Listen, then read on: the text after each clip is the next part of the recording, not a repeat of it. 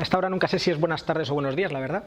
¿Qué responsabilidad tienen las multinacionales en esas situaciones de crisis ambiental? Lo vamos a ver primero desde una perspectiva macro, y en esa parte la haré yo, y después desde una perspectiva micro aplicada en situaciones concretas de América Latina, que las va a hacer Miriam. A partir de ahí, lo que empezaremos a plantear es, bueno, esta situación de crisis y esta responsabilidad, y ya decimos que nuestra respuesta a la pregunta es que sí que son responsables y que no son capaces de hacer las soluciones, bueno, pues, ¿qué es lo que está poniendo las empresas sobre la mesa, ¿no? ¿Cuáles son las soluciones que calificamos de falsas soluciones? Vamos a analizar eso y acabaríamos en un último bloque en el que vuelve a entrar otra vez Miriam, en el que veríamos, bueno, qué resistencias se están articulando y qué otras posibilidades, qué otras formas de satisfacer nuestras necesidades podríamos poner. Vamos a hablar bastante, con lo cual yo os invito a que desde el principio podamos ir parando en el momento que consideréis que paremos, que nos quedemos charlando sobre alguno de los temas o que lo hagamos un poco dinámico, ¿vale? Que no os cortéis por eso. Yo además hablo bastante, o sea que no me importa en absoluto que en cualquier momento me paréis y hagamos alguna parada. ¿Bien? Vale, pues lo que tiene que ver con esa primera parte, ¿no? Caracterizar el momento en el que estamos viviendo y caracterizar qué es esto de la crisis ambiental. Bueno, pues por poner esa caracterización en forma de pintadas, que desde mi punto de vista resumen muy bien el momento vital que estamos viviendo, el momento histórico en el que nos encontramos, pues hay una, la que pone arriba a la derecha, que dice que la normalidad se ha acabado, o dicho de otra manera, estamos viviendo un momento de quiebra histórica, a partir del cual lo que vamos a tener va a ser radicalmente distinto de lo que hemos tenido. O dicho de otra manera, ¿quién iba a pensar desde lo alto del Coliseo que el Imperio Romano no era eterno? ¿Quién iba a pensar, desde el cénit de la civilización industrial articulado a través de las multinacionales, que esto no iba a durar para siempre? Bueno, pues lo que yo voy a plantear es que esto no solamente no va a durar para siempre, sino que está dejando de ser lo que era a velocidad probablemente bastante más rápida de lo que nos podemos imaginar. Vivimos una crisis que, para entenderla, yo creo que tenemos que enfrentarnos a ella como nos enfrentamos a un sudoku. Cuando intentamos resolver un sudoku, pues si encajas solamente las verticales, mal te va a ir, porque probablemente después las horizontales no seas capaz de meterlas. Bueno, si intento entender la crisis que tenemos actualmente con un único parámetro, por ejemplo, el parámetro ambiental, probablemente no entienda todo lo que está sucediendo. Necesitamos mirar distintos aspectos. Un aspecto fundamental del momento en el que vivimos es el aspecto económico, que duda cabe que vivimos una de las grandes crisis del sistema económico en el que estamos, una de las grandes crisis del capitalismo, luego voy a volver sobre ello al hablar de la responsabilidad de las multinacionales y demás. Pero no es la única crisis que tenemos. Tenemos también una crisis social de muy amplio calado. Actualmente vivimos el momento de la historia de la humanidad en el que las desigualdades son más grandes de lo que nunca han existido. El 1% de la población atesora más riqueza que el 99% restante. Es una desigualdad en el reparto de la riqueza brutal. Y acoplado a ese desigual reparto de la riqueza, hay un desigual reparto del poder. Y a esto podríamos añadirle pues, lo que se ha venido a caracterizar desde la economía feminista como la crisis de los cuidados, es decir, dejar desatendidos elementos básicos para la reproducción de la vida, como la salud, como la higiene, como lo que tiene que ver con el apoyo emocional que todo el mundo necesitamos, una alimentación saludable y otra serie de cosas. Sin embargo, ni la crisis económica ni la crisis social son radicalmente nuevas en la historia de la humanidad. Yo creo que lo que está marcando un punto de ruptura tiene que ver con la hibridación de estos dos elementos, el económico y el social, con una crisis ambiental de un calado nunca antes conocido y de una extensión tampoco nunca antes conocida. No estamos hablando de una crisis en un territorio y para una población, sino que estamos hablando de una crisis para el conjunto del planeta, para el conjunto de los seres vivos y con unos grados de extralimitación muy bestias. Y me voy a parar un poco en ello. El primer elemento que yo destacaría de esta crisis ambiental es que estamos viviendo ahora mismo una pérdida de biodiversidad similar a la última gran extinción de especies que hubo sobre el planeta, la extinción de los dinosaurios. Esto tiene un calado ético pues que yo creo que a nadie de las personas que estamos aquí se nos escapa, ¿no? ¿Por qué una sola especie tiene capacidad y derecho de extinguir pues, a muchas otras especies? Pero independientemente de las connotaciones éticas, podemos pensar también en connotaciones prácticas para nuestra vida, porque a fin de cuentas nuestras sociedades y nuestras economías dependen de un montón de funciones que garantizan los ecosistemas sin las cuales no podríamos simplemente articularnos como nos articulamos. Ahí tenéis 9 ejemplos, pero podríamos pensar en muchos más, ¿no? El grueso de la fertilización, de la polinización, del control de plagas, de la regulación del ciclo hidrológico, muchos de nuestros principios farmacológicos, la depuración de agua, la protección contra desastres naturales, por ejemplo, pues avenidas, ¿no? o la garantía de una seguridad alimentaria gracias a tener una diversidad de semillas, se sumarían a lo que podría ser una regulación climática, 9 ejemplos de 9 funciones ecosistémicas de las que dependemos y que a su vez dependen de que no se pierda de forma dramática la biodiversidad como ahora actualmente se está perdiendo. El segundo de los problemas tiene que ver con que desde la revolución industrial nuestras economías y nuestras sociedades se han articulado alrededor de utilizar un montón de elementos que ahora mismo están fácilmente accesibles, pero que están dejando de serlo.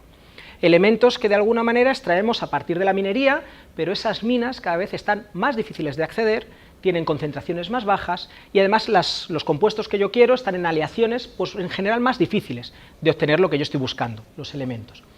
Algunos ejemplos, con algunas desimplicaciones. Bueno, nuestra sociedad es una sociedad que se ha articulado mucho alrededor de la electricidad y un elemento clave en el sistema eléctrico es el cobre. Es el que genera todo el cableado, el que utilizamos en el bobinado, y el cobre es difícilmente sustituible. No porque no haya otros metales con una conductividad similar, los hay, la plata por ejemplo, pero obviamente no vamos a pensar en hacer cables de plata porque el coste económico pues, sería inasumible. Hay otros con conductividades menores que también podrían ser una alternativa, por ejemplo el aluminio, pero los cables tendrían que ser bastante más gordos, más caros, peores prestaciones y además serían más inflamables. No tendríamos elementos que nos sustituyan el cobre con lo mismo que nos está ocurriendo ahora. Y ya digo, las mejores minas de cobre están llegando a su final. Un segundo ejemplo,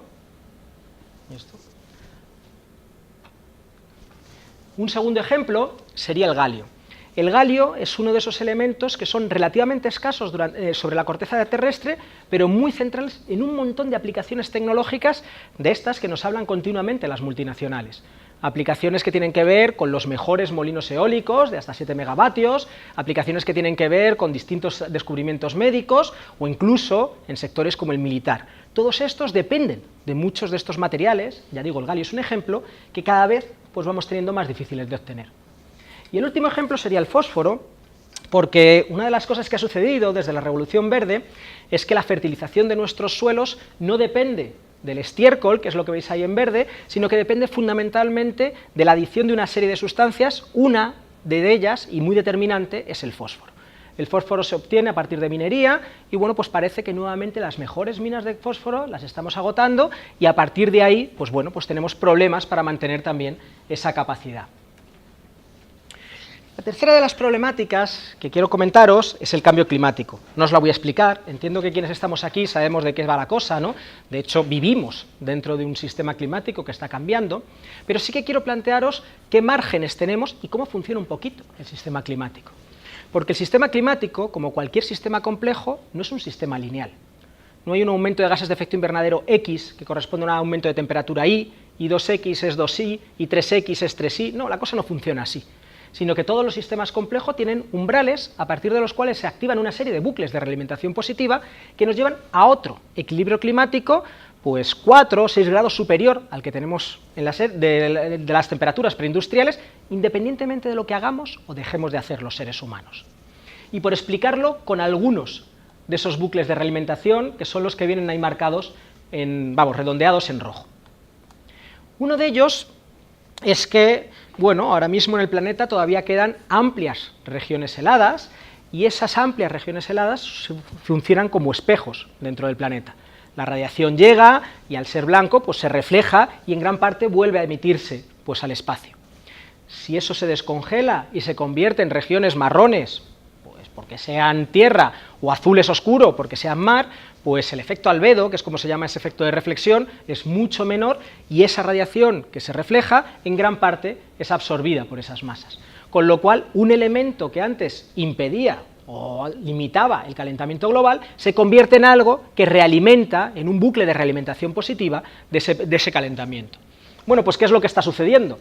Ahí veis cómo ha ido evolucionando la masa de hielo ártico, viendo cómo ha habido un proceso de descenso paulatino año tras año, pero cómo el año pasado la capa de hielo que se formó fue notablemente menor de los años anteriores, hablando de cómo efectivamente parece que este bucle se está realimentando, porque obviamente esto se va realimentando uno a otro.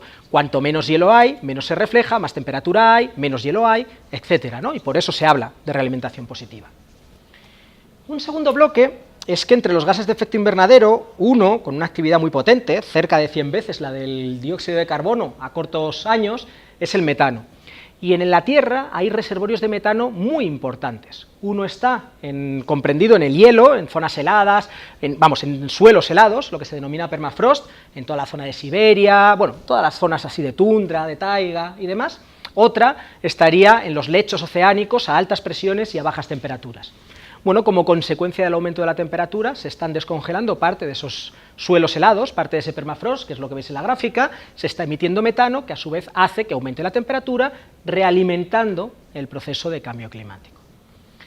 Bueno, algo similar podemos ver con lo que tiene que ver con el sistema, pues, vegetación-suelo, entendiendo que desde nuestra más tierna infancia en la ESO, quienes pasasteis por la ESO, pues hemos ido viendo como esto de que los árboles respiran, fijan CO2 y demás, bueno, y además ese CO2 muchas veces acaba siendo fijado por el suelo. El suelo es uno de los grandes reservorios de materia orgánica, uno de los grandes reservorios de carbono que existen en el planeta. Bueno, pues lo que plantean distintas previsiones es que como consecuencia del aumento de la temperatura, al principio pues las plantas crezcan más, haya un reverdecimiento de la tierra, y de hecho eso está ocurriendo ahora mismo, pero llegue un momento en el que ese efecto sea el contrario y lo que se produzca es lo contrario. Haya una dificultad por parte de los vegetales para medrar y sobre todo los suelos, que son ese gran reservorio, se conviertan no en un succionador neto de emisiones de gases de efecto invernadero, de CO2, sino en un emisor neto, y un elemento que paraba el calentamiento global se convierta en un elemento que alimente ese calentamiento global. Ese sería otro de esos bucles de realimentación positiva. Bueno, pues ¿dónde está ese margen? Porque realmente, si vemos que hay un umbral, y ese umbral es muy determinante, pues para ver si pasamos o no pasamos las situaciones, es muy importante determinar cuál es ese umbral, en qué lugar se sitúa. Bueno, en la última cumbre climática importante, la de París, se habló mucho de los 2 grados como umbral de seguridad, aunque cada vez hay más estudios que plantean que el umbral está bastante más abajo, que está alrededor del 1,5 grados, que corresponderían aproximadamente a unas 350 partes por millón de gases de efecto invernadero en la atmósfera, una concentración para que nos entendamos. Bueno, pues ¿qué habría que hacer para meterse dentro de ese umbral?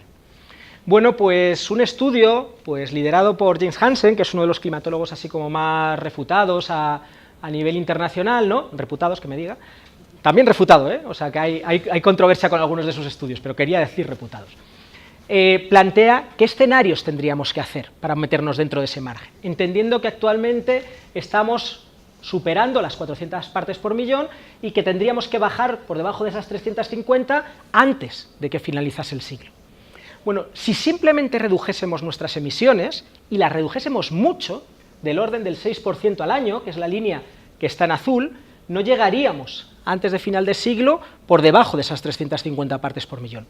Y digo que el 6% al año es mucho, porque si nos vamos a ejemplos históricos, las reducciones de emisiones que ha habido, por ejemplo, con todo el proceso de colapso soviético y la desindustrialización que vino acoplado, fueron del orden del 4% al año. Es decir, que estamos hablando de reducciones mayores que ese 4% del 6%, y eso no sería suficiente. Habría que, además, pues poner en marcha todo un sistema de captación de CO2 de la atmósfera, o dicho de otra manera, de agricultura sostenible o de reforestación a nivel masivo, que permitiese, pues antes de que acabase el siglo, bajar, pues haciendo una captura pues, de una cantidad muy importante de lo que serían ese carbono, ¿no? Y esto, en este escenario, en el que veis a la derecha, nos permitiría más o menos meternos dentro de los márgenes de temperatura que han sido característicos del Holoceno. El Holoceno es el periodo climático que empieza pues, cuando empezamos básicamente la agricultura y que se extiende hasta la actualidad, y como veis en la gráfica, pues con la cosa bastante justita, bastante raspando y entrando un poco pues como por arriba. ¿Conclusiones de esto? Que las reducciones son ya, y el estudio lo que plantea es que el pico de emisiones fuese en el 2021, y además son unas reducciones fuertes y con unos planes pues, de reforestación y de cambio en los sistemas agrarios pues, importante, o simplemente no vamos a entrar dentro de esos márgenes de seguridad. Y el último de los problemas o de los desafíos ambientales que tenemos sobre la mesa tiene que ver con que nuestras principales fuentes energéticas, los combustibles fósiles, que como sabéis son fundamentales en el orden social que tenemos, pues simplemente están dejando de ser accesibles como los hemos tenido hasta ahora. Hay un concepto, que es el del pico de cualquier sustancia no renovable, en este caso el pico del petróleo, que viene a ser el momento a partir del cual yo no soy capaz de continuar una escalada extractiva y voy a ir poniendo cada vez una cantidad menor en el mercado, voy a ir siendo capaz de extraer cada vez menos pues, de los distintos pozos. Esto viene a coincidir con ni siquiera la mitad de las reservas. Realmente, después del pico queda más de la mitad de las reservas. Y uno podría decir, bueno, pues si queda más de la mitad, realmente no será tan importante saber cuándo es ese pico. Bueno, sí que lo es, y lo es por 3 razones. La primera es esa, que una vez sobrepasado, cada vez voy a poner menos en el mercado, y poner menos en el mercado de lo que necesito mucho y necesito en cantidades crecientes ya es un problema de primer orden. Pero no solo eso, sino que en esta primera parte, ¿qué es lo que he sacado? He sacado lo que era fácil de extraer, lo que me he dejado para el final era lo que era complicado de extraer, y por eso ahora los petróleos que se sacan son esos que están en las aguas ultraprofundas, en los terrenos árticos, embebidos en rocas duras, pero no solamente he dejado para el final lo que era difícil de extraer, sino que me he dejado para el final lo que tenía peores prestaciones. Y por eso ahora los petróleos que se están sacando son los que tienen que ver con las arenas bituminosas del Canadá o los petróleos extrapesados, que me dan menos prestaciones desde el punto de vista pues, de todo el sector petroquímico o del sector energético. Bueno, esto es un modelo, y los modelos hay que tomárselos con precaución, pero esto son datos reales. Lo que veis aquí es que el petróleo convencional, para entendernos, el petróleo fácil de extraer, el grueso del que hemos extraído pues a nivel histórico, pues desde el 2005 está en un plató con un descenso moderado, pero con un cierto descenso en la capacidad de extraer a nivel internacional.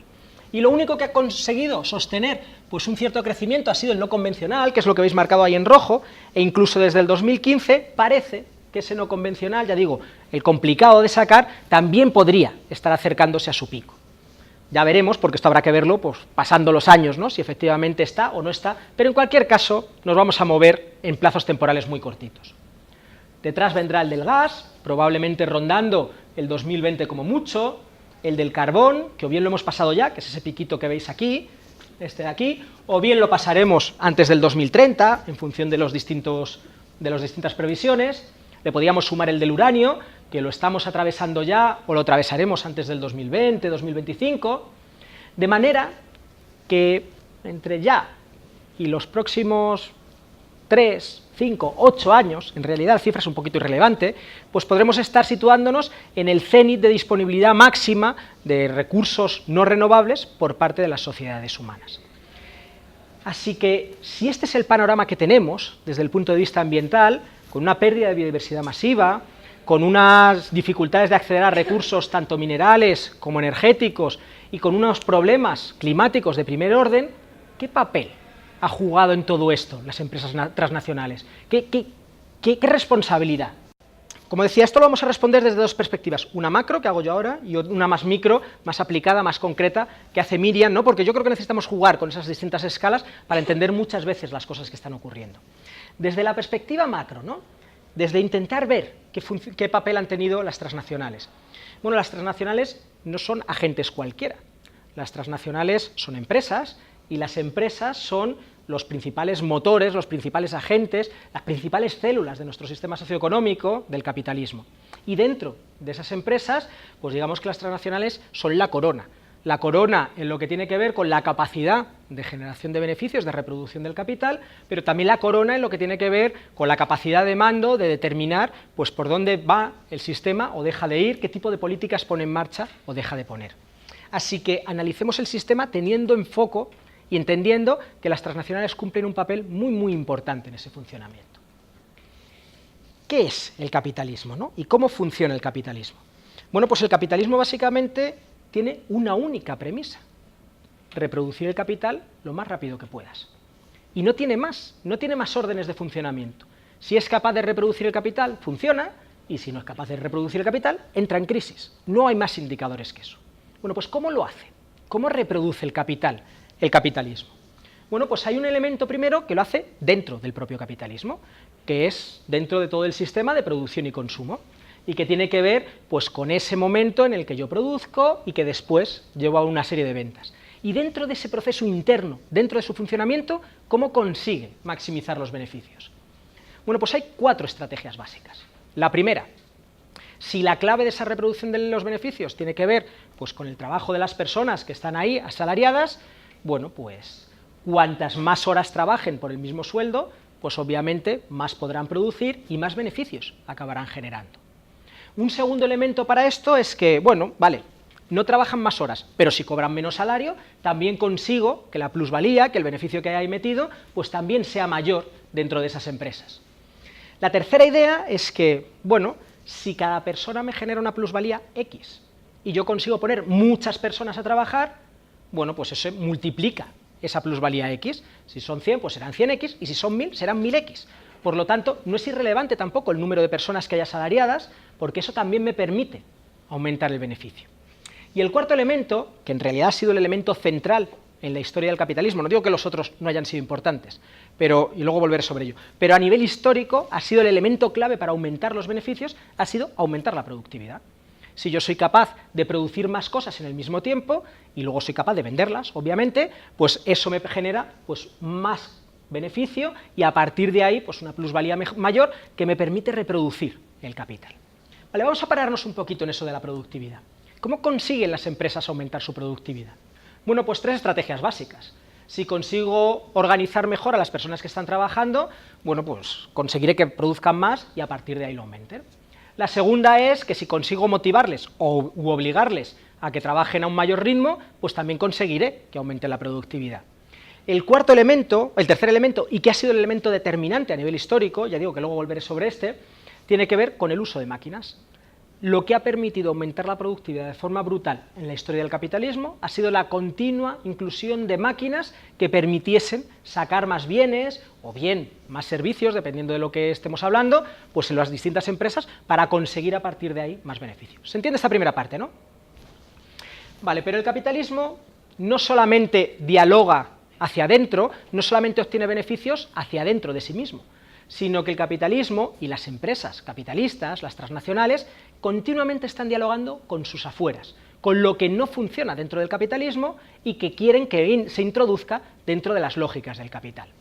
De esta manera ha sido habitual en la historia de nuestro sistema socioeconómico que cada vez se ha ido expandiendo más. Hemos ido teniendo pues, expansiones de los mercados en las cuales las empresas han sido unos agentes absolutamente determinantes. La UOC, la empresa por antonomasia que podríamos considerar como la primera transnacional, la holandesa, y que fue la que articuló todo el comercio con las islas Indias Orientales, que allí denominaban, ¿no? Bueno, es un ejemplo de cómo las empresas fueron unos agentes determinantes en esa expansión del capitalismo hacia lugares, hacia sociedades que no estaban en esas lógicas. Podríamos pensar en la compañía inglesa de las Islas Orientales, o veniéndonos ahora, pues podríamos pensar en ejemplos como los que va a plantear luego Miriam, ¿no? De qué papel están jugando las transnacionales españolas pues en distintos lugares de América Latina para meter dentro de las lógicas del mercado y del beneficio a sociedades que no estaban dentro. Esto no lo pensemos solamente en sociedades externas, sino que pensémoslo también en nuestras propias sociedades. Hay facetas de nuestra vida que no estaban dentro de las lógicas del mercado, que poco a poco las empresas han conseguido que estén dentro de las lógicas del mercado. Y por poner un ejemplo, hace una generación las personas mayores pues no eran cuidadas en residencias privadas, sino que eran cuidadas como podían por parte de las familias. Ahora eso es algo que en parte se ha convertido en un nicho de negocio llevado por distintas empresas, Eulen y compañía, ¿no? Y que tiene que ver con que algo que no estaba dentro de la lógica del mercado entra. De manera que la segunda forma en la que las empresas consiguen maximizar sus beneficios tiene que ver con esa inclusión de lo que estaba fuera dentro. ¿Se ve claro, no? Vale, el tercer elemento es que el capitalismo no solamente se va comiendo cada vez más a otras sociedades u a otros aspectos de nuestras vidas, sino que también se va aprovechando del trabajo, y voy a poner aquí entre comillas lo de trabajo, de la naturaleza. Porque cuando yo tengo dos minas, una mina que tiene una concentración del 1% y otra mina que tiene una concentración del 0,5%, y pongo ahí unas personas a trabajar para sacar el mineral que tienen ahí concentrado, ¿en cuál van a tener que echar más trabajo? ¿En la del 5, el 0,5 o en la del 1? La del 0,5, vale, era una pregunta fácil. Y echar más horas de trabajo significa tener que pagar más sueldos. Por lo tanto, significa tener una cantidad de plusvalía menor, un menor beneficio, desde ahí que a la empresa le salga pues, menos rentable. ¿Y quién ha puesto en un lugar de la Tierra la concentración de ese mineral al 1% y en el otro al 0,5%? Bueno, la ha puesto la naturaleza, a través de los procesos geológicos, que ha dado la casualidad pues, que en ese lugar pues, había una mayor concentración del mineral que interesaba. De alguna manera, el sistema, las empresas, son capaces de aprovecharse de ese trabajo, y pongo trabajo entre comillas porque no sería un trabajo humano por parte de la naturaleza, y ponerlas al servicio pues, de la reproducción del capital. Y este es otro elemento también absolutamente determinante y del que continuamente pues, las empresas se aprovechan para mantener sus beneficios. El último factor no sería un factor que generaría beneficios, o por lo menos que los generaría en menor medida, pero sin el cual todo lo demás no funcionaría. En realidad, todo el sistema se acaba articulando pues porque tenemos mecanismos en los cuales nos vamos reparando pues, nuestras vidas. Reparamos nuestras necesidades de alimentación, reparamos cuando nos ponemos enfermos, reparamos nuestras necesidades emocionales, tenemos un montón de procesos de reparación sociales que no paga el sistema, que no pagan las empresas, sino que se hacen fundamentalmente en las casas, pues en un desigual reparto patriarcal como tenemos, pues por parte de las mujeres. Pero además también hay toda una serie de mecanismos de reparación que tienen que ver con esos servicios, con esas funciones ecosistémicas que conseguimos y de las que nos aprovechamos gracias a tener ecosistemas equilibrados, algo que está dejando de ser, como comentaba anteriormente. Y sin esto, todo lo demás no podría funcionar, por mucho que nuestro sistema y que las empresas sean absolutamente ciegas a todo ello. Pero ¿qué pasa?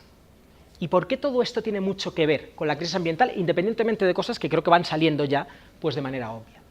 Tiene mucho que ver con la crisis ambiental porque hay algunas de estas formas de aumentar el beneficio, y que, vuelvo a decir la idea inicial, es un requisito sine qua non para que el funcionamiento del sistema se mantenga. Si no hay continuo aumento de beneficios, la cosa se cae, es como una bicicleta que si dejas de pedalear se te viene abajo. Bueno, pues para que esto funcione, pues tengo que tirar de todos estos recursos. Pero hay algunos de ellos pues, que tienen límites. La jornada laboral, pues sí, la puedo extender, pero la puedo extender hasta cierto punto, porque la gente necesita descansar un poco.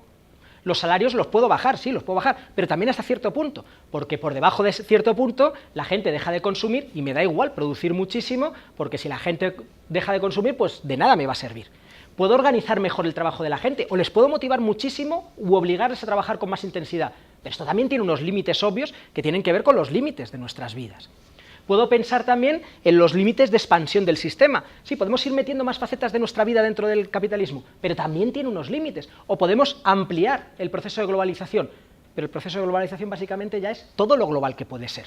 No quedan grandes mercados, como pudieron ser la Unión Soviética y pudo ser China, que meter dentro de estas lógicas. De manera que lo que queda es lo que no tiene que ver con los límites humanos, sino lo que tiene que ver con elementos ambientales. Es decir, para sostener el sistema, para sostener la continua reproducción del capital, al final el sistema tiene que aumentar su velocidad de enajenación del trabajo de la naturaleza, y no le queda otro remedio si quiere seguir funcionando. Tiene que aumentar el uso de máquinas, y el uso de máquinas tiene muchísimo que ver con lo que tiene que ver con el deterioro ambiental, porque a fin de cuentas, ¿qué son las máquinas? Las máquinas son energía, materia y conocimiento condensado. Sin las tres cosas no existen máquinas. No hay máquinas desmaterializadas, ni no hay máquinas que no tengan pues, unas fuentes exógenas de energía para funcionar, y mucho menos para fabricarlas. No existen en un limbo, luego volveré sobre esta parte de la desmaterialización y demás, ¿no? Sino que tienen un arraigo material y que tienen un correlato de destrucción ambiental y de destrucción ecosistémica, y que habla pues, de esa crisis en la que estábamos hablando. De manera que al final, para articular el beneficio dentro de nuestras empresas, que a fin de cuentas las empresas son, como digo, las células que articulan el sistema económico que tenemos, el capitalismo, no hay otro remedio que aumentar la explotación de las personas, y cuando eso no da más de sí, pues aumentar la explotación de la naturaleza, porque si no, no hay capacidad de mantener todo esto. De manera que no es que las empresas puedan ser o no ser agentes de destrucción ambiental, es que las empresas no tienen otro remedio que ser agentes de destrucción ambiental funcionando dentro del entorno capitalista de competencia, porque o son capaces de reproducir el capital, o ya vendrá otra que se las comerá, dejarán de ser competitivas y a partir de ahí entrarán en una situación pues complicada. Esto en lo que tiene que ver con el enfoque macro. Os dejo ahora con Miriam. Lo que interesa es como hacer un análisis también de cuáles son los patrones comunes en la actuación de las transnacionales, pero voy a partir de 3 casos que están recogidos en este informe, a través del cual estamos pues intentando visibilizar pues los impactos socioecológicos y la vulneración de derechos humanos cometidos por la acción de empresas transnacionales españolas en América Latina. También quiero empezar con un dato, que es el año pasado, durante el año 2017, más de 300 personas defensoras de los derechos humanos fueron asesinadas por realizar esta labor. Y más de 2/3 de ellas eran defensores y defensoras de la tierra, el medio ambiente y los derechos de los pueblos indígenas, casi siempre en el contexto de implementación de megaproyectos por parte de grandes corporaciones.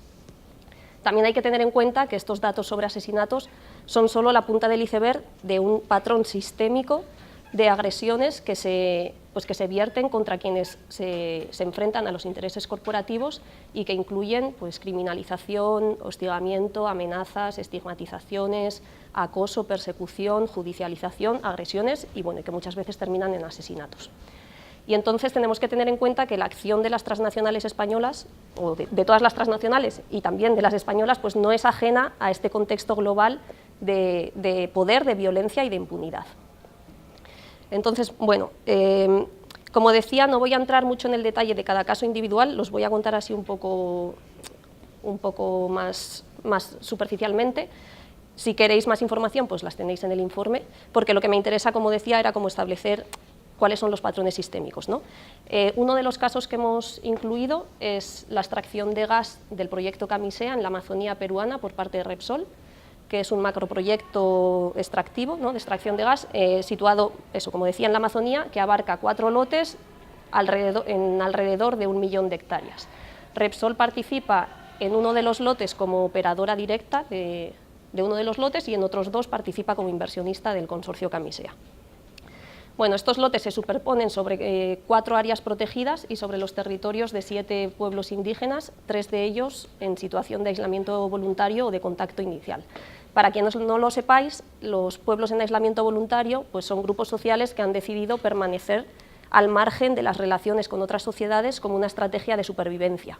Y debido a la extremada vulnerabilidad en la que se encuentran, tienen en la teoría, en el derecho internacional, un grado de protección mayor, porque cualquier presión externa sobre su territorio pues puede ser pues extremadamente devastadora. Bueno, en este contexto de extrema fragilidad ecosistémica y sociocultural como es la Amazonía, pues os podéis imaginar que las actividades extractivas de Repsol y de otras empresas que operan en esa zona pues son bastante dramáticas y que han afectado de forma severa a los espacios de vida de las poblaciones locales. Solo voy a dar dos datos que son bastante ilustrativos. La desnutrición infantil antes de la entrada del megaproyecto, hace 15 años, era muy alta, era del 56%, pero después de 15 años de actividades extractivas ahora es del 80%.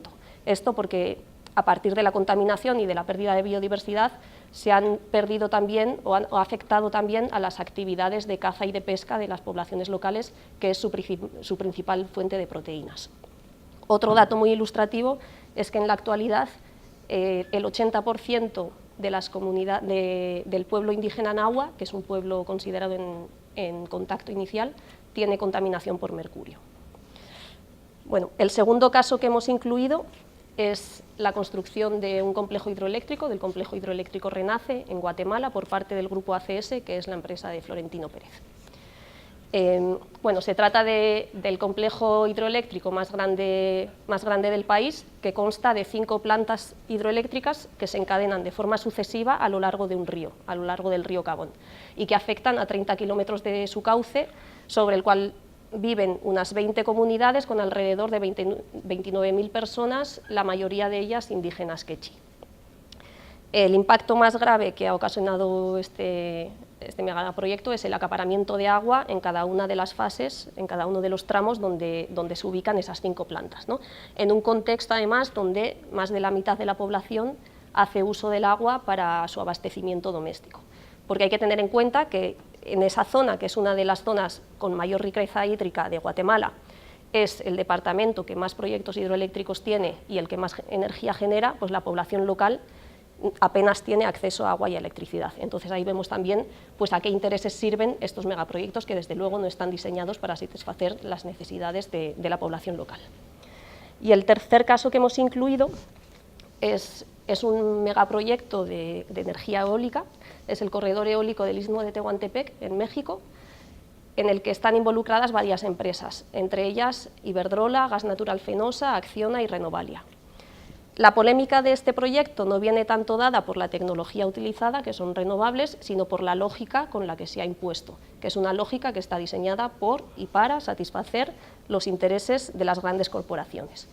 Se trata del corredor eólico más grande de América Latina, tiene 27 parques en operación, 9 más que están en construcción, en total comprenden como unas 5.000 torres de aerogeneradores en unas 100.000 hectáreas de terreno, y cuya capacidad eléctrica pues, se prevé duplicar para el 2020, o sea que es un macroproyecto que está en expansión. Bueno, algunos datos también bastante ilustrativos sobre este macroproyecto es que el 80% de esos 27 parques está en manos de empresas transnacionales y las españolas controlan más de la mitad. Otro dato muy ilustrativo es que la energía que se genera no está dirigida a satisfacer las necesidades energéticas eléctricas de la población local y ni siquiera está disponible en la red eléctrica de uso doméstico, porque 21 de los 27 parques operan bajo una figura que se llama de autoabastecimiento, que significa que abastecen directamente a otras grandes corporaciones. Es decir, que empresas como Coca-Cola, Bimbo, Walmart y otras grandes empresas están acaparando el 70% de toda la energía que se produce en el istmo de Tehuantepec, y hay que matizar que todos los parques operados por las empresas españolas lo hacen bajo esta figura. Entonces, bueno, este es un caso muy ilustrativo que permite entender que es verdad que para hacer frente a los impactos del cambio climático y al agotamiento de los recursos fósiles, obviamente se necesita transitar hacia un modelo energético basado en renovables, pero hacer solo un cambio de tecnología sin modificar las estructuras de acumulación y el proceso o el modelo de producción y consumo capitalista, que en realidad son las bases estructurales, son las causas estructurales de la crisis ecológica, pues genera muchos límites como los que se ven ahí. Y por eso, de hecho, pues este caso presenta los mismos patrones comunes que el resto de casos, ¿no? Que ahora voy a mencionar cuáles son. Entonces queremos hacer énfasis en que no se tratan de casos aislados, o sea, hemos incluido estos 3 casos porque bueno, pues suponen una diversidad de tipologías de conflictos, están situados también en diferentes países y afectan a diferentes empresas, pero no se trata de casos aislados, sino de un problema sistémico. Es decir, que los beneficios económicos de las grandes empresas solo son posibles porque se sostienen sobre la generación de impactos socioecológicos y sobre la vulneración de derechos humanos. Algunos patrones comunes que hemos identificado en todos los casos que hemos analizado. Bueno, pues en relación a los impactos socioecológicos, todas las empresas han provocado en comunidades indígenas y campesinas, que son las que hemos analizado, contaminación, acaparamiento de agua y de tierras, deforestación, pérdida de biodiversidad, fragmentación de ecosistemas. Entonces, pues lejos de que la inversión extranjera directa haya generado una oportunidad de desarrollo, entre comillas, que luego veremos que también es una cosa que hay que revisar muy críticamente, en realidad para las poblaciones locales la llegada de las transnacionales ha supuesto una pérdida de su soberanía alimentaria, de su autonomía y, en definitiva, una ruptura de sus formas de reproducir la vida, tanto en términos materiales como socioculturales. Pero además, cuando las empresas tratan de implantar esos megaproyectos en los territorios, todas ellas hacen usos de tácticas sistemáticas de vulneración de derechos humanos. En ninguno de los casos que se incluyen en este informe se ha llevado a cabo un proceso con garantías, un proceso de consulta libre, previa, informada, como exige la legislación internacional en materia de derechos humanos cuando se trata de megaproyectos que afectan a territorios indígenas. Pero esa no es la única cosa. Se han identificado desinformaciones, engaños, presiones, firma de contratos abusivos, incumplimiento de los acuerdos, sobornos, extorsiones, generación de redes clientelares, infiltración en organizaciones locales, cooptación de dirigencias locales con el fin de debilitar el tejido social. Entonces, las empresas utilizan todas estas tácticas para aprovechar su posición privilegiada y a partir de ahí establecer negociaciones con las comunidades en condiciones que son claramente asimétricas. Y en este contexto, pues como decía antes, quienes se enfrentan a los intereses corporativos, quienes defienden el territorio y el medio ambiente, han sido objeto de procesos de criminalización, hostigamiento, acoso, persecución, agresiones e incluso asesinatos que se han cometido en el marco de los conflictos. Hay que decir aquí que evidentemente estas agresiones no las cometen siempre directamente los actores corporativos, pero que todas ellas tienen lugar en el marco de los conflictos originados por sus actividades y todas ellas están dirigidas también a garantizar los intereses económicos de sus inversiones.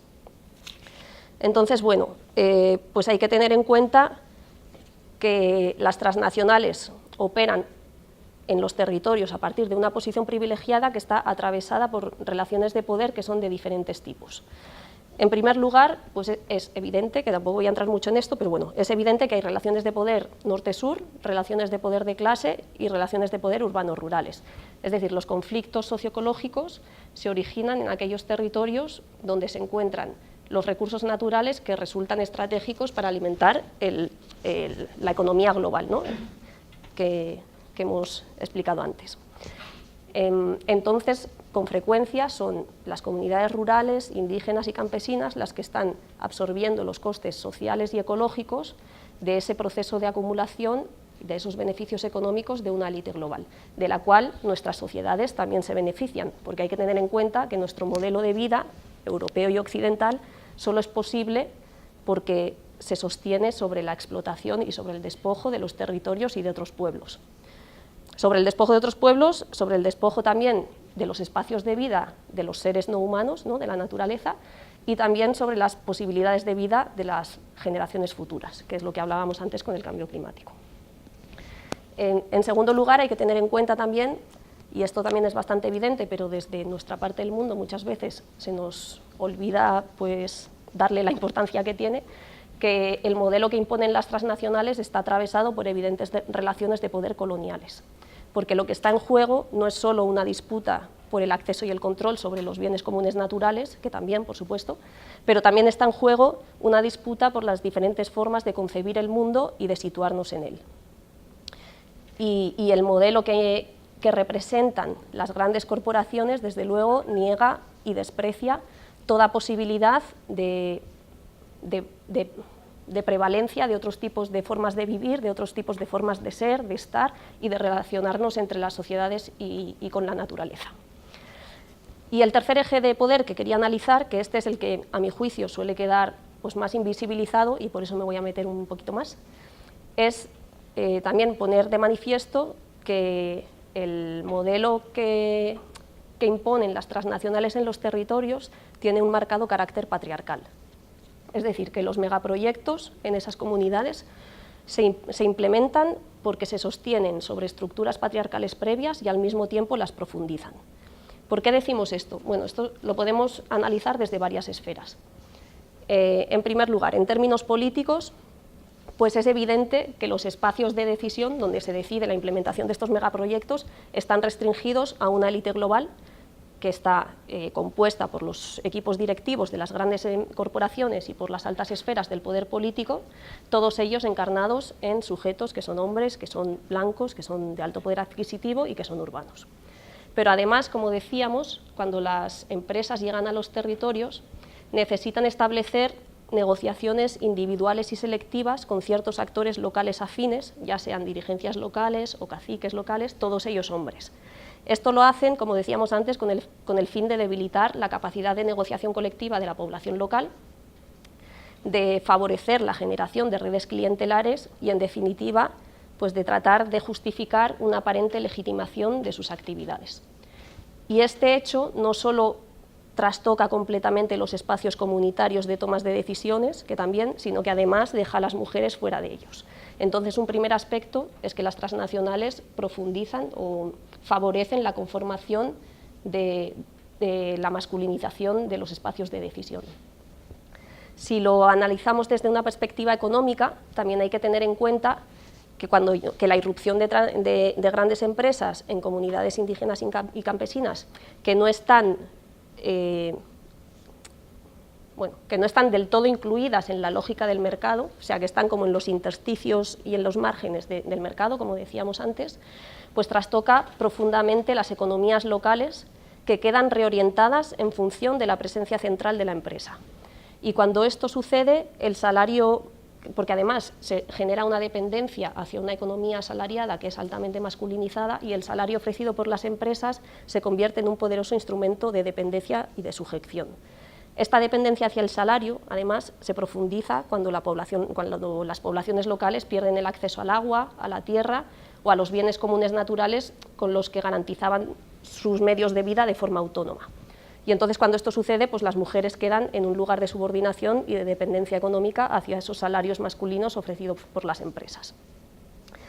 Pero además hay que tener en cuenta también que los impactos socioambientales que provocan sus actividades tienen importantes repercusiones en los trabajos de cuidados asignados a las mujeres, porque cuando las fuentes de agua se privatizan o se contaminan, cuando las tierras dejan de producir o cuando la población se enferma porque se deteriora la salud colectiva de la población local, que esto es muy frecuente en contextos de conflictividad, pues quienes tienen que tratar de sostener la vida cotidiana en ese escenario de crisis que ataca a la vida misma son las mujeres.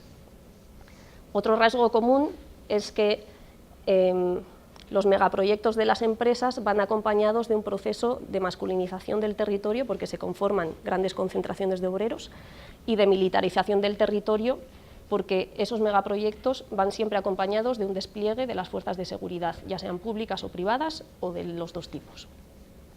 Entonces, para las mujeres y las niñas, este escenario pues, supone un clima específico de inseguridad que limita su movilidad y su autonomía en el territorio y las confina al espacio privado doméstico. Y en este contexto, que además refuerza estereotipos de masculinidad hegemónica, se intensifica el control social y la apropiación sobre los cuerpos de las mujeres, y este es otro eje. Por ejemplo, en el caso de Guatemala que hemos analizado, muchas mujeres que están en el contexto de conflictividad contra las hidroeléctricas Renace han denunciado haber sido objeto de agresiones sexuales.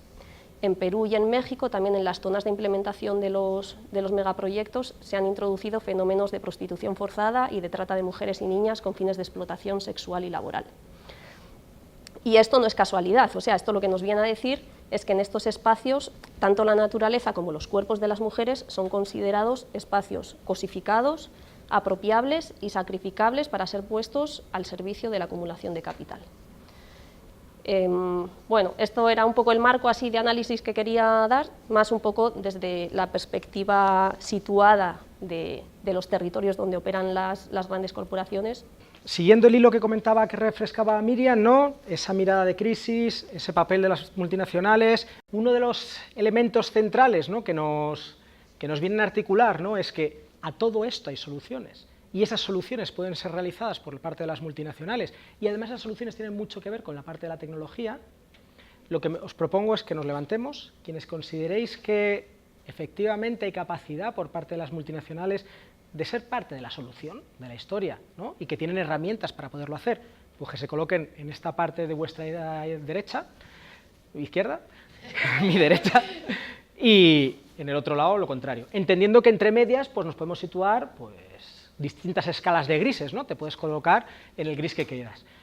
Es una invitación simplemente a que nos activemos un poquito, nos movamos y podamos articular un pequeñísimo debate sin pisar el cable. Algo que ha salido, ¿no? Y que desde mi punto de vista es un eje central, ¿no? Este dentro-fuera, ¿no? ¿Qué se puede hacer? O sea, ¿qué pueden hacer dentro y qué podemos hacer desde fuera? Porque muchos de vuestros argumentos tienen que ver con cosas que puedo hacer yo desde fuera en mi vida, ¿no? De este tipo de cosas. Pero un elemento que es como común y que se repite de forma machacona y que tiene mucho que ver con lo ambiental es esto de que, bueno, pues vamos a encontrar unas tecnologías que nos van a permitir pues una serie de historias. Y voy a articularlo con cuatro tipos de problemáticas de esta solución, ¿no?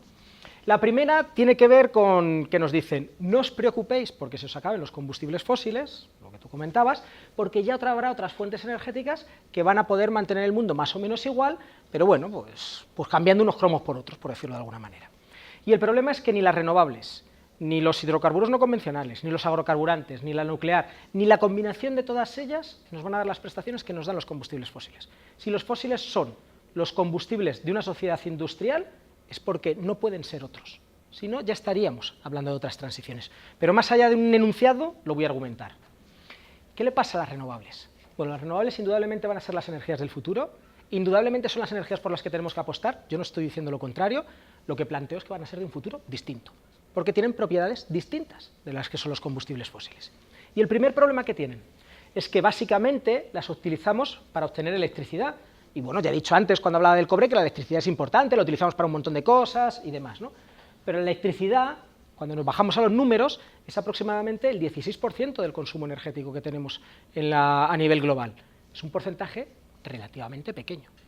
Hay muchas cosas que no están electrificadas y hay muchas cosas que probablemente nunca jamás vayan a estar electrificadas. Y una de ellas tiene que ver con el sector transporte, que es tremendamente petrodependiente, aproximadamente el 95% de nuestro transporte viene de derivados del petróleo. Y me diréis, ¿pero cómo que no va a ser electrificada?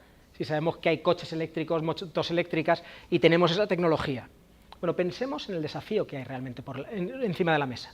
Ahora mismo hay unos 1.200 millones de vehículos de motores de explosión en el planeta, de los cuales solo el 0,2% son eléctricos, si le sumas los híbridos son un poquitín más del 1%, o sea, básicamente tenemos que hacer un cambio de 0 a 1.200 millones si queremos que las cosas funcionen igual, con lo que eso supone de inversión de tiempo, de dinero, de materiales y de energía. Y no tenemos ni mucho tiempo, ni mucho dinero, ni muchísimo menos muchos materiales y energía con los datos que os comentaba anteriormente. Creo que eso es un desafío brutal, pero es que en realidad no habría que hacer solo eso. Habría que cambiar pues toda la red de gasolineras en red de enganches a la red, que además habría que poner el doble o el cuádruple de gasolineras, porque la autonomía de un vehículo eléctrico es menor que la de un motor de explosión. No solamente habría que cambiar la red de enganches a la red, sino que habría que cambiar la red eléctrica para que fuese, para empezar, bidireccional y permitiese recargas y que los coches sirviesen también como almacenes de electricidad, pero que además fuese mucho más porosa, fuese más grande. Eso es una inversión también absolutamente brutal. Y tendríamos que aumentar mucho la potencia instalada para dar energía a todos esos vehículos. Creo que en los escenarios que tenemos por delante eso no es posible. No casan los números ni desde el punto de vista energético ni desde el punto de vista material. No hay litio para hacer todo esto, entendiendo que el litio es el elemento central de las baterías, pues que ahora mismo dan mayores prestaciones. De manera que no vaya a haber un parque eléctrico de vehículos eléctricos, es que será mucho menor que el actual, y pensar en un mundo en el que la movilidad sea mucho menor es pensar en un mundo radicalmente distinto del que tenemos, desde el punto de vista económico, desde el punto de vista de articulación de las ciudades, desde el punto de vista de un montón de elementos, ¿vale? Bueno, y eso es lo que se puede electrificar, porque en realidad, sí. ¿Y no se podría articular a través del ferrocarril? Bueno, el ferrocarril, de hecho, es un... Bueno, el ferrocarril, ¿qué límites tiene el ferrocarril? Ahora mismo, pensemos también en las inversiones que esto supone. El ferrocarril, en lo que tiene que ver con transporte de mercancías, es un medio realmente secundario, en nuestro estado en concreto, pero en el resto de Europa, que es el lugar del mundo con mayor transporte de mercancías por ferrocarril, sigue siendo secundario. La mayoría del transporte de mercancías no es por tierra, es por mar, y se hace mediante pues, grandes buques, llenos de grandes contenedores y demás, de manera que, aunque el ferrocarril puede ser parte de una articulación, no va a ser pues, de la gran articulación que tenemos ahora, que ya digo, va fundamentalmente por mar, y eso son otro tipo de combustibles. El segundo problema que tiene el ferrocarril es que, en realidad, solamente alrededor del 25% de las líneas ferroviarias que hay en el mundo están electrificadas. El resto son líneas ferroviarias que van pues, con motores diésel o con otro tipo de motores. Y es importante que la línea esté electrificada, porque ¿por qué os imagináis que se gasta las empresas, el dinero de tirar la catenaria durante cientos de kilómetros? Que eso es una inversión brutal, económica, pero material y energética también, ¿no? De tirar esos kilómetros y kilómetros de catenaria para que el tren esté enchufado siempre. ¿Por qué no ponen una batería y llevan trenes eléctricos por batería? Pues os respondo, porque tendrían una autonomía tan pequeñita que no funcionarían, no nos servirían. O sea, el problema que tenemos es que podemos electrificar vehículos de poco peso, motos, coches, pero no podemos electrificar vehículos que pesen mucho, y el ejemplo del tren es paradigmático, si queremos que tengan a la vez autonomía de movimiento. No vamos a tener camiones eléctricos que puedan moverse, ahora termino este argumento y entro, que puedan moverse lo mismo que se mueven los camiones diésel, porque mientras uno tienen tanques pues, que les dan autonomía de más de 3.000 kilómetros, los camiones eléctricos tendrían autonomía pues, de alrededor de unos 200 kilómetros y con mucha menos carga de la que están cargando ahora mismo los camiones. Y estoy hablando de la última tecnología de Tesla, no estoy hablando de algo un guarrillo, ¿no?, sino de algo con mucha potencia, ¿no? Tenemos límites importantes, de manera que el tren será probablemente una forma de articularnos, pero pensando en articulaciones con mucho menos transporte de mercancías, con desafíos importantes, pues porque la red de ferrocarril es muchísimo menos porosa que la red de carreteras, y lo que vamos a tener que pensar es en mundos más locales. Yo creo que lo que tenemos que ser conscientes también es de los momentos históricos en los que estamos y de los plazos temporales en los que tenemos. Una transición energética en la historia de la humanidad, la más rápida que se han producido las transiciones energéticas de combustibles fósiles, y han sido en un escenario de economías tremendamente dinámicas y transiciones energéticas en las que se añadían fuentes, consumíamos cada vez más.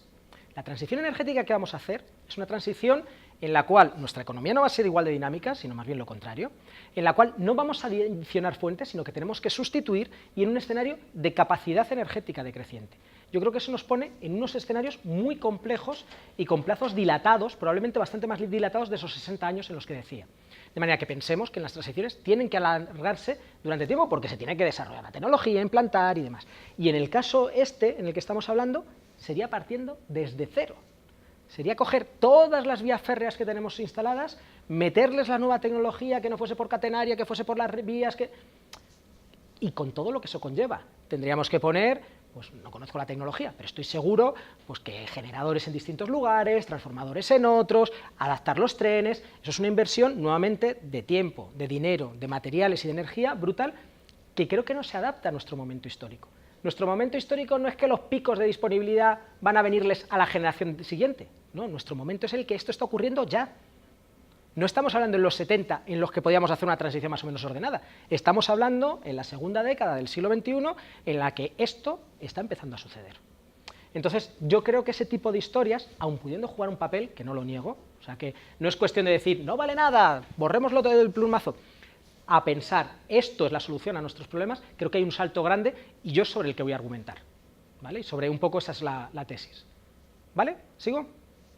Bueno, un límite. Un segundo límite es que, bueno, pues si los combustibles fósiles son el chollo energético que son, es decir, invierto ahora mismo, habiendo sacado ya los mejores petróleos, invierto una unidad de energía y saco unos 18, bueno, pues eso no le ocurre a muchas de las fuentes renovables. Por ejemplo, la solar fotovoltaica, aunque este dato tiene su cierta controversia, pues invierto una unidad de energía, saco 2. Digo cierta controversia porque hay estudios que hablan de un poco más, 3, incluso 4. En cualquier caso, la rentabilidad energética es mucho menor. Lo que me queda a la sociedad es mucho menos y desde ahí lo que voy a poder hacer necesariamente va a ser menos. Y el tercer elemento que quería compartir con vosotros y con vosotras a nivel de las renovables es que en realidad nuestras fuentes energéticas renovables no son autónomas. Están embebidas en un sistema energético fósil del que dependen. Y os pongo 3 ejemplos. Cuando pensamos en molinos eólicos, pensemos en todo lo que hay detrás que requiere combustibles fósiles para que eso sea una realidad. Extracción de minerales, fabricación de los molinos, transporte, instalación o reparación, como veis ahí en esa foto, ¿no?, con maquinaria que requiere de combustibles fósiles. Cuando pensamos en presas hidroeléctricas, pensemos que el hormigón necesita de combustibles fósiles, en concreto del gas, para su fabricación, no es un sistema autónomo. O cuando pensamos esas renovables de altas prestaciones, de alta tecnología, pensemos en esas sustancias escasas que os comentaba anteriormente, como el galio, como el indio, como el niodio, que se obtienen mediante minería a cielo abierto, como la que veis ahí, que necesita maquinaria pesada que solo puede ser movida por combustibles fósiles. De manera que ese es otro elemento que nos limita también las capacidades para mantener nuestro sistema actual, pues pensando en que voy a cambiar unos cromos por otros. Porque, ¿qué otras alternativas tengo?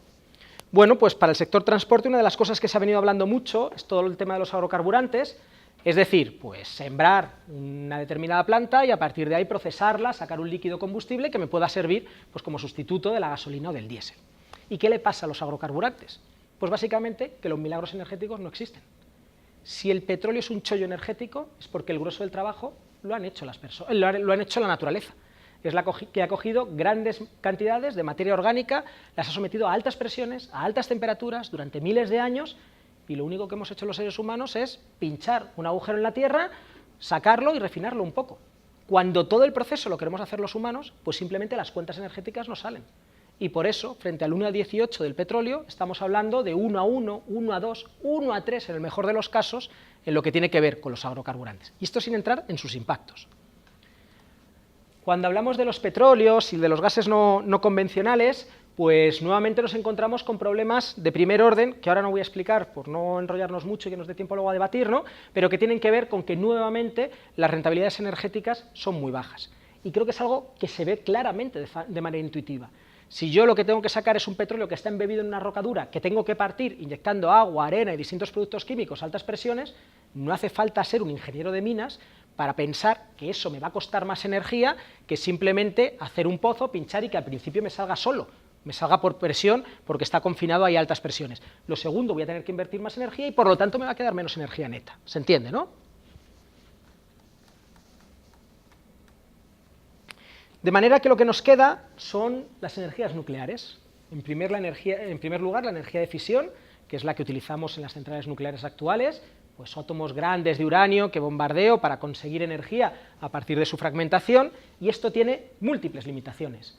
El pico del uranio que hemos hablado antes, que dependen del petróleo igual que las renovables, que tienen también bajas rentabilidades energéticas, y esto sin entrar en todo el tema de los residuos radiactivos, que es una realidad que va a estar ahí durante miles de años, y si no somos capaces de planificar ni nuestras sociedades ni nuestra economía de aquí a 5 años, no parece muy sensato poner en marcha pues, unos residuos que van a estar pues, activos durante miles de años, tantos años como, como se han extinguido pues, distintos lenguajes en el pasado, ¿no? No tiene mucho sentido, simplemente que vayamos a ser capaces de comunicarle a las generaciones que vengan por delante que eso es peligroso y que no se puede tocar. Así que solo nos queda pues una última cosa, ¿no? Una cosa que por lo menos hace unos años generaba un chiste dentro de la Facultad de Físicas de aquí al lado, ¿no? En el que decía que había una nueva constante cosmológica y que era el tiempo que iba a ser necesario para que la energía de fusión nuclear fuese una realidad comercial, y que siempre eran 30 años. Y pasaban esos 30 años y volvían a quedar otros 30 años para que la energía de fusión pues, fuese una realidad comercial. La energía de fusión es la energía que activa el Sol, es la energía que los seres humanos somos capaces de desatar con una bomba H, pero es una energía que se lleva investigando durante un montón de años e intentando pues, construir una vasija que la pueda contener o bien activar esa reacción de manera medio controlada que haga pues, que no se convierta eso pues, en una bomba atómica, ¿no? Bueno, pues esto, ya digo, es una realidad que siempre nos repiten, que nos faltan 30 años, y para prueba, pues un artículo de hace 30 años, ¿no? Que venía a decir pues básicamente esto, y bueno, pues estamos hoy y nos vuelven a faltar otros 30 años, y en los escenarios que vamos a entrar, creo que esos 30 años pues van a tender a infinito con una facilidad bastante grande, ¿no? El segundo elemento y el segundo mito tiene que ver con, bueno, seamos más eficientes, consigamos que las empresas sean más eficientes, pues teniendo unos procesos pues, que mejoren ese tipo de ahorros. El problema es que la eficiencia tiene múltiples problemáticas dentro del capitalismo, porque en el capitalismo la eficiencia significa y se convierte en gastos en otro lugar. Cuando yo ahorro en un sitio es para gastarlo en otro, porque en este sistema que me obliga a crecer de manera continuada en base a la competencia, esto que explicábamos en la primera parte, ¿no? Para conseguir reproducir el capital, bueno, pues los ahorros tienen que convertirse en inversiones o en gastos, porque si no, esto no funciona. Y esto, llevado a datos concretos, pues significa que lo que ha pasado, por ejemplo, en la Unión Europea es que mientras bajaba el consumo medio de los coches, Dieselgate mediante, ¿no? Pues aumentaban los kilómetros totales recorridos en coche, por lo tanto, el consumo total de petróleo por los coches en la Unión Europea no paraba de aumentar. La eficiencia en realidad ha tenido un efecto rebote que ha hecho que bueno, pues las cosas a lo mejor hayan ido un poco más lento de lo que hubieran ido en otras condiciones, pero que en cualquier caso ha habido un aumento sostenido en los consumos de las distintas historias. Un segundo elemento relacionado con la eficiencia es que muchas veces simplemente es mentira, es un truquito contable. Si yo tengo ahora mismo pues, una economía global, las cuentas las tengo que hacer en global. Claro, cuando la Unión Europea dice, no, hemos reducido de forma importante nuestras emisiones de gases de efecto invernadero, dices, claro, no me fastidies, has reducido de forma importante algunas de tus emisiones de gases de efecto invernadero porque algo que fabricabas en el territorio europeo ahora lo fabricas en China, de manera que son emisiones que imputas a China de productos que luego importas y que acabas consumiendo aquí. Cuando hacemos las cuentas y las hacemos en global, pues las cosas ya no salen así. y la Unión Europea tenía que aumentar de forma importante sus emisiones si contabiliza pues, los consumos de cosas que se han ido produciendo en lugares como China, como la India o como en otras economías pues, en expansión fuerte desde el punto de vista industrial. El tercer límite, que tiene que ver con la eficiencia, es que, bueno, las medidas eficientistas por sí mismas, pues por mucho que puedan hacer pues un retraso del problema, no son capaces de afrontar los desafíos que tenemos por delante. Y por ponerlo con algún número, vamos a suponer que las empresas, las transnacionales, fuesen capaces de aumentar un 90% su eficiencia en su consumo material y energético, y eso significaría que nos metiésemos dentro de los márgenes ahora mismo de sostenibilidad, una reducción en el consumo de materia y energía del orden del 90% de la que se está produciendo en lugares como la Unión Europea. Bueno, eso para meternos dentro del margen, multiplicar por 10 lo que tendría que ver pues, con la eficiencia de las cosas, y multiplicar por 10 la eficiencia de las cosas no es poco desafío. O sea, que las bombillas fuesen un 10 veces más eficiente, los motores 10 veces más eficiente, y así, etcétera, etcétera, ¿no? Pero que en realidad, como el capitalismo necesita crecer de manera sostenida, pues para reproducir el capital, esto no sería el final de la partida, sino que habría que seguir aumentando de forma continuada la eficiencia. Para crecer al 2% habría que aumentarla 27 veces, para crecer al 3% habría que aumentarla 45 veces, y no hace falta ser físico o saber algo de termodinámica para entender que no se puede aumentar la eficiencia indefinidamente de los procesos, sino que hay cosas que llegan pues, a la eficiencia termodinámica que pueden llegar. El móvil perpetuo no existe, es algo que hemos descubierto desde hace mucho tiempo, ¿no? Y desde ahí, pues bueno, pues que esto va a llegar a unos límites. De hecho, algunos de esos límites ya los estamos alcanzando. Lo que veis ahí son dos campos petroleros del Mar del Norte, que está claramente por debajo de su pico, ya han pasado el pico de máxima extracción y están en una decadencia fuerte, a los cuales se han aplicado las mejores técnicas de aumento de extracción de petróleo. Y efectivamente, han aumentado la eficiencia en la extracción de petróleo y han conseguido aumentarla un poco, lo que viene marcado en rojo, pero no ha sido un aumento sustancial. No han sido capaces de recuperar una tasa creciente de extracción petrolera, sino que bueno, pues se marcan dentro de los límites de las cosas que ya están pues muy optimizadas y que probablemente no vamos a poder optimizar mucho más. El tercero de los mitos habla de que bueno, vamos a ser capaces de crecer consumiendo cada vez menos materia y menos energía, la desmaterialización, o en su versión suave, que vamos a aumentar el crecimiento, pero vamos a aumentar menos el consumo de materia y energía, que digo que es la versión suave porque es la que se llama desacoplamiento. Bueno, el principal problema de esta tesis es que no se sostiene con datos. Si vemos cuál es el consumo de materia y de materiales a nivel planetario, y nuevamente las cuentas hay que hacerlas a nivel planetario, lo que descubrimos es una curva exponencial que claramente pica para arriba y en la cual, además, lo que nunca más vamos a volver a tener, minerales y fósiles, es un porcentaje cada vez mayor, y lo que podríamos encontrar de manera más o menos renovable, la biomasa, cada vez es un porcentaje menor, aunque también crece de manera sostenible y de manera sostenida y de manera insostenible, ¿no? Con lo cual, esto no se sostiene mucho desde esa perspectiva. Tampoco se sostiene si ponemos esa misma gráfica viendo la energía. Lo que vemos es lo que os comentaba anteriormente. Cada vez consumimos una cantidad mayor de energía y no hemos hecho ninguna sustitución energética. Hemos ido adicionando unas fuentes energéticas a otras. A la biomasa, que sigue subiendo, le sumamos el carbón, y después sumamos el petróleo, y después el gas, y después la hidroeléctrica, y después la nuclear, y después las renovables, y así sumando una tras otra, pues sin hablar de desmaterialización, sino más bien de todo lo contrario. De hecho, hay una correlación muy fuerte y muy estrecha entre lo que es el crecimiento económico y lo que es el crecimiento del consumo energético, que sería como un dato empírico que viene a respaldar pues eso que os comentaba anteriormente de cómo funciona el capitalismo. Ya digo, casi lineal la correlación entre un proceso y el otro. No hay crecimiento si no hay aumento en el consumo energético. Un elemento o uno de los mantras importantes en este proceso de desmaterialización es el que nos dice que vamos a ser capaces de sustituir unos elementos por otros y a partir de ahí pues, conseguir las mismas prestaciones. Los que se nos están agotando los sustituiríamos por otros que no se nos están agotando. Pero esto nuevamente no se sostiene con datos. Este aparatito, que es un aparato central ahora mismo en nuestros sistemas económicos, el ordenador personal, utiliza los elementos que están ahí marcados en naranja. Prácticamente la tabla periódica entera. No hay sustitución posible de prácticamente todos los elementos de la tabla periódica, a no ser que de pronto surgiese otra tabla periódica, algo que por otra parte sabemos que no va a suceder, ¿no? Podríamos pensar, vale, no los sustituyamos, reciclémoslos al máximo.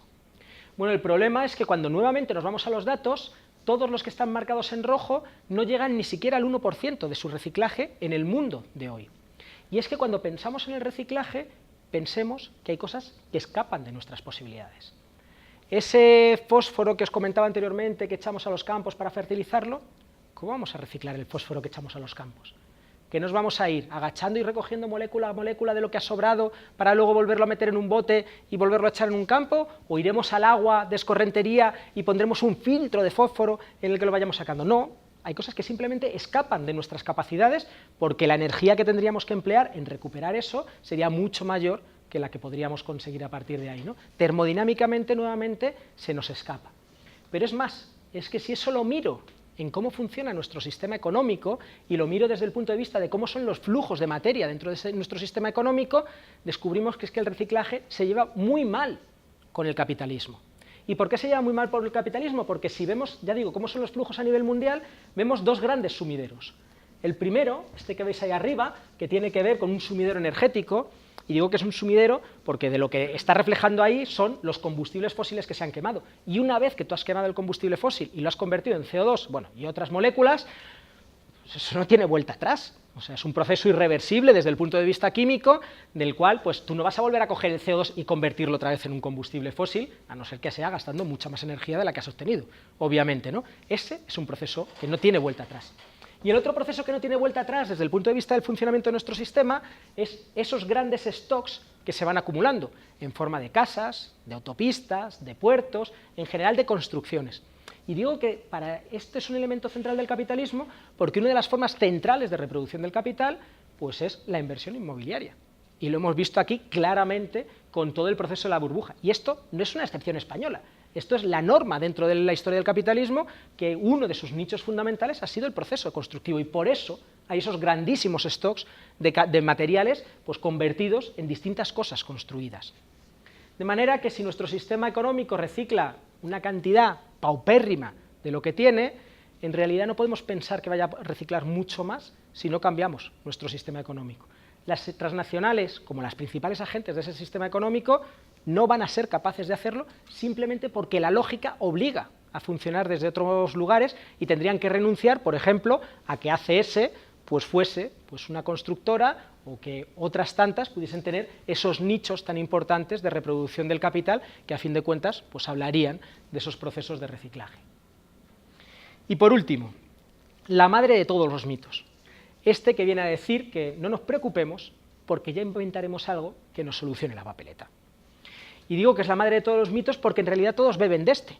Y esta es como el gran mantra que nos encontramos habitualmente pues, en nuestras sociedades. Es algo que está totalmente permeado, esto de que la tecnología nos va a salvar. Bueno, yo voy a argumentar que creo que la tecnología puede jugar un papel en el proceso de cambio, pero de ahí a que nos salve, pues hay un salto abismal. Y no lo planteo desde una posición anticientífica. Repito como he empezado, yo estudié aquí químicas, hice luego la tesis, o sea que no es que crea que la tecnología, la ciencia no cumpla un papel, pero otra cosa es que vaya a cumplir el papel. Y lo argumento, ¿no? El primer elemento es que, bueno, nuestro sistema tecnocientífico es muy buen analista, pero muy mal, tiene muy pocas capacidades de síntesis. El paradigma de nuestro estudio es que yo cojo un trocito pequeño de la realidad y lo estudio a saco, y a partir de ese trocito pequeño de la realidad yo infiero cómo debe funcionar todo lo demás, ¿no? Yo hice mi tesis sobre una proteína de un virus respiratorio y yo sabía la leche de cómo la proteína cambiaba de estructura, pero yo no sabía cómo esa proteína luego se interrelacionaba con el resto del virus, no tenía ni idea de cómo el virus infectaba y se relacionaba con los organismos a los que atacaba, y no te quiero decir ya pues unos análisis que vayan más allá de ahí, ¿no? Intentamos entender que el mundo funciona a partir de la suma de las partes y sabemos que los sistemas complejos no funcionan así, que la suma de las partes es distinta de lo que son esas partes, ¿no? Y ese es un primer problema que tiene nuestro sistema. Un segundo problema tiene que ver con ese diagrama de burbujas, y es que, bueno, la principal petrolera privada que existe en el planeta, la ExxonMobil, ha pagado sistemáticamente estudios para poner en duda que exista el cambio climático o bien que su origen sea antropogénico.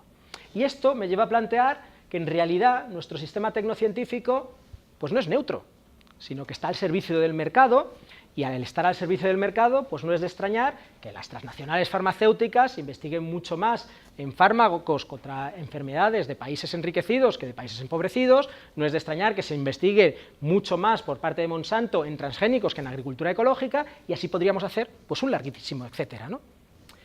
En cualquier caso, me podéis decir, bueno, podríamos tener un sistema científico que no tuviese solamente una visión analítica, sino también la tuviese sistémica y que no estuviese al servicio del mercado, sino al servicio de las personas. Vamos a imaginar que eso pudiese ser. Yo comparto contigo que tampoco, pero vamos a imaginar que pudiese ser, ¿vale? Aunque pudiese ser, creo que hay otros límites que ya son insoslayables, y entro en ellos. El primero es que, igual que hemos sacado el petróleo, que era fácil de sacar, y os lo dije antes, hemos descubierto lo que era fácil de descubrir. Pensemos, Newcomen mejoró la máquina de vapor probablemente en solitario, con ayuda de muy poca gente, en su casa, con unas herramientas sencillas, y eso generó, o catalizó, mejor dicho, pues toda una serie de cambios a nivel social, pues muy importantes, que tienen que ver con la revolución industrial. Es que eso no tiene nada que ver con los descubrimientos que hay ahora mismo sobre la mesa. El CERN, un tubo hiper sofisticado en el subsuelo de Suiza, en el que llevan investigando pues miles de personas durante decenas de años, con inversiones gigantescas, pues para hacer pequeños avances cada mucho tiempo. De alguna manera, lo que era fácil de descubrir lo hemos descubierto, lo que tenemos por delante cada vez es más complicado de descubrir y probablemente nos va a costar más hacerlo. Y más allá de ser una idea, esto tiene datos detrás. Ahí veis un estudio, bueno, los resultados de un estudio en el que se correlacionaban el número de inventos partido por la cantidad de población, y lo que se veía es que el tope, el máximo de inventos, no fue ni siquiera del siglo XX, sino finales del siglo XIX. Desde entonces, no es que no se inventen cosas, que se inventan, sino que cada vez se inventan cosas de forma más lenta, porque cada vez nos cuesta más inventarlas, y desde ahí pensar que vamos a encontrar la gran revolución, pues bueno, pues es un poco complicado, ¿no? La siguiente idea es que, en realidad, cuando pensamos esto de que vamos a inventar lo que vamos a necesitar, bueno, yo creo que estamos jugando a que somos dioses.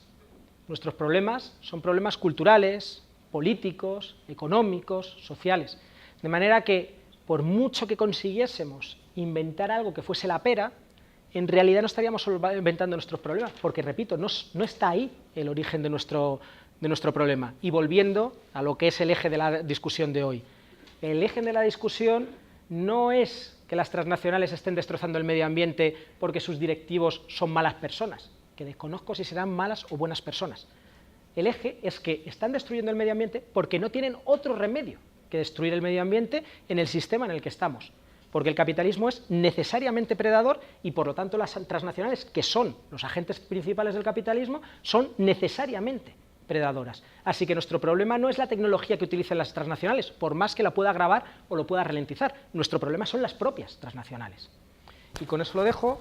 Entra Miriam. La discusión de las alternativas, yo solo voy a dar como unas breves pinceladas, así, porque bueno, en realidad también las alternativas están en construcción, es una construcción colectiva, y a partir de ahí pues volvemos a generar el debate, y si quieres vuelves, y tú que tienes como datos así concretos, seguro que... bueno, también en relación a la discusión que se estaba generando sobre si dentro o fuera. Yo sí creo que hay medidas dentro del sistema que hay que poner en marcha y que son urgentes y que tienen que ver con transformar un sistema normativo, tanto nacional como internacional, que le está otorgando cada vez más privilegios y más derechos a las transnacionales, y lo que necesitamos son marcos normativos que regulen la acción de las empresas.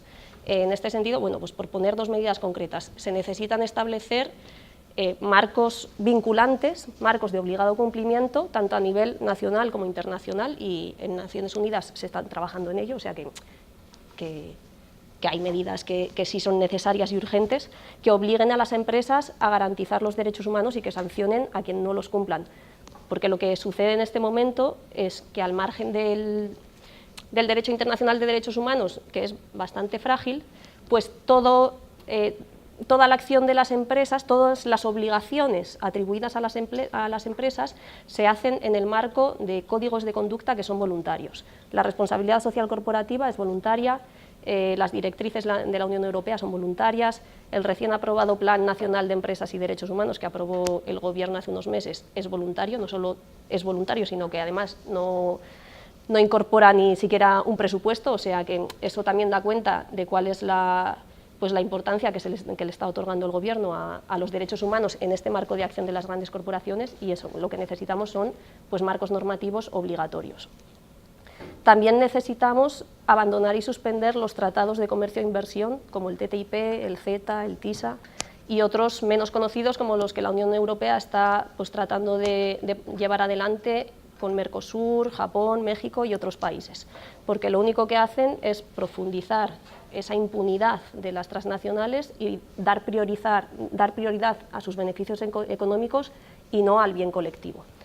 Como decía, bueno, pues la Unión Europea está negociando y tratando de sacar adelante varios tratados comerciales que ni siquiera contemplan la ratificación por parte de los parlamentos nacionales, es decir, que se quieren poner en marcha sin que haya un debate político dentro de los Estados miembros y mucho menos un debate social.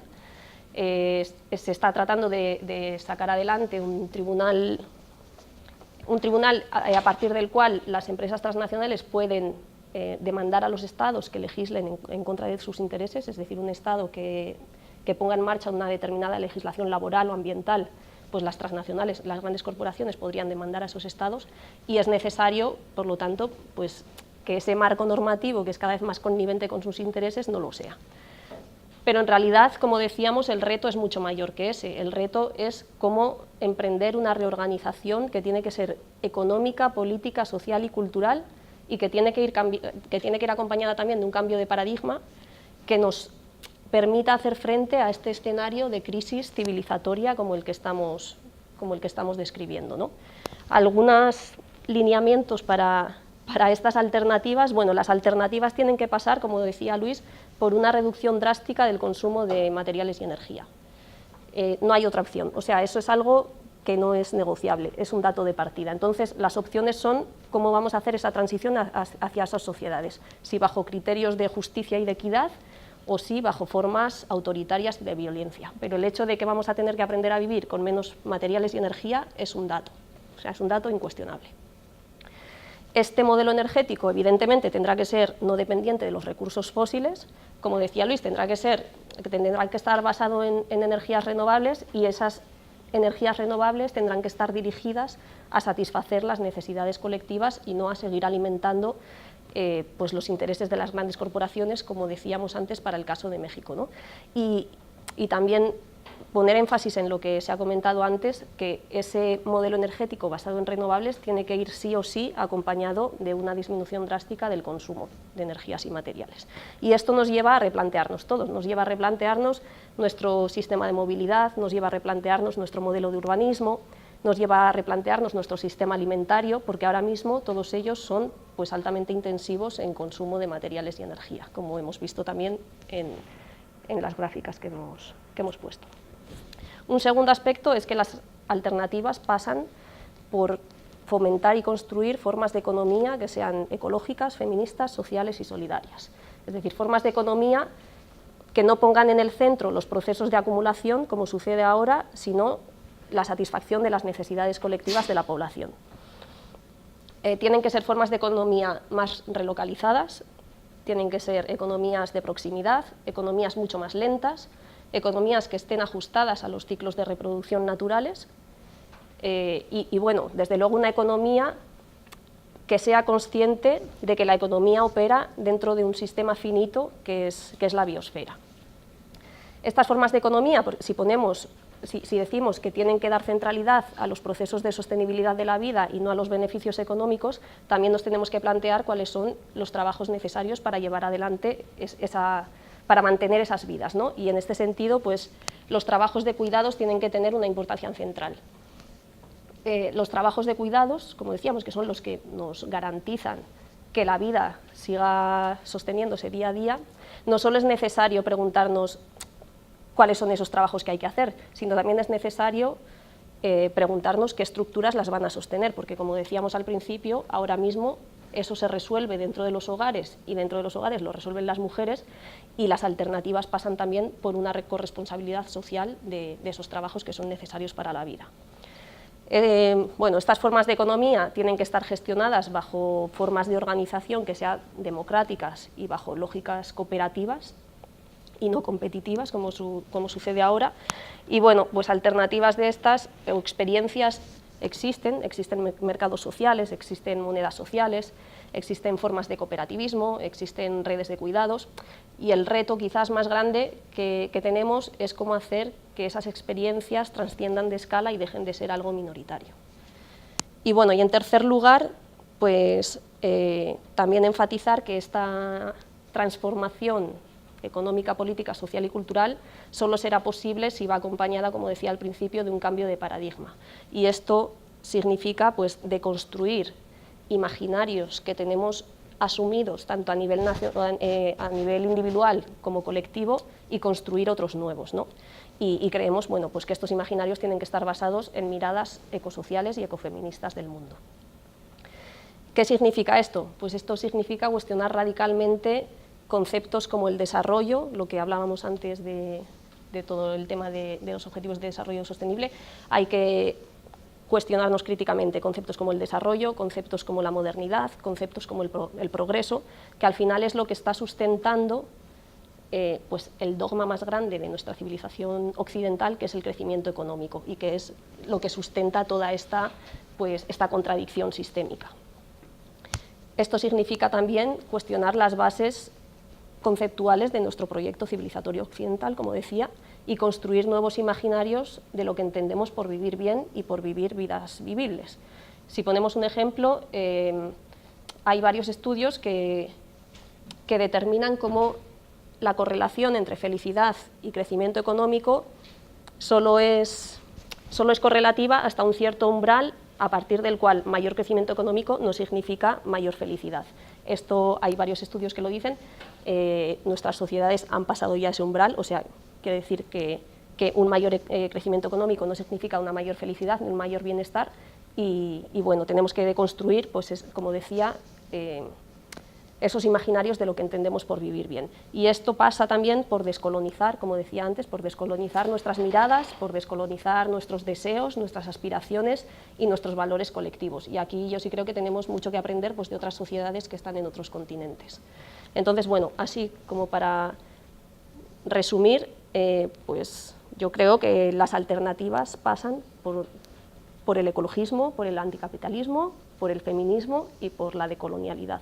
Y así, o sea, estos son, como decía, alineamientos, porque tampoco tenemos las respuestas exactas, pero si queréis abrimos como el debate que habíamos iniciado antes.